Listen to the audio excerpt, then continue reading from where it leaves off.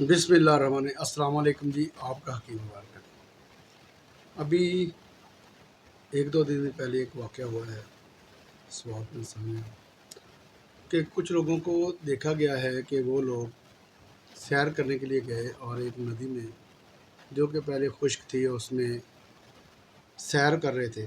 اب ندی میں سیر کر رہے تھے، یہ بات سمجھ نہیں آتی۔ اب پانی آ گیا، پانی ایک دم سے نہیں آتا۔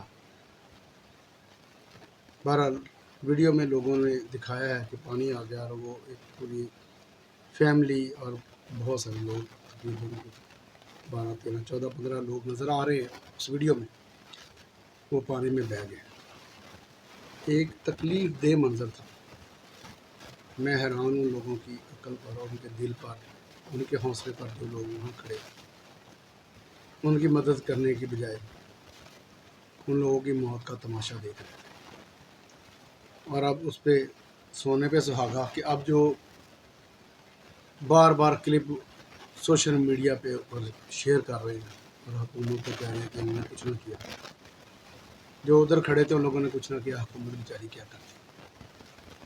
بہرحال یہ ایک افسوس کی بات ہے۔ اب ہم نے افسوس تو کرتے جانا ہے، کیونکہ ہم ہر چیز قسمت پر چھوڑ دیتے ہیں۔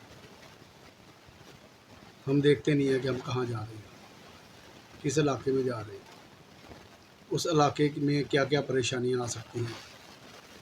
اب اگر وہ لوگ گئے تھے تو 10 12 گاڑیاں، 100 گاڑیاں، 50 گاڑیاں وہاں کھڑی ہوں گی، ہر گاڑی میں اگر ایک رستہ ہوتا اور وہ آپس میں ایک دوسرے سے باندھ کے لوگ پکڑ کے کچھ بھی کر سکتے تھے اگر کچھ کرنا ہوتا تو۔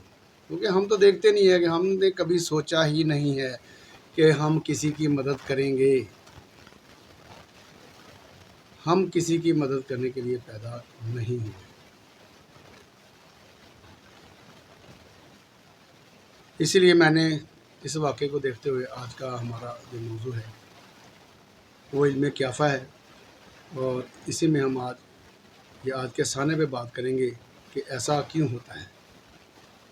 شروع کرتے ہیں۔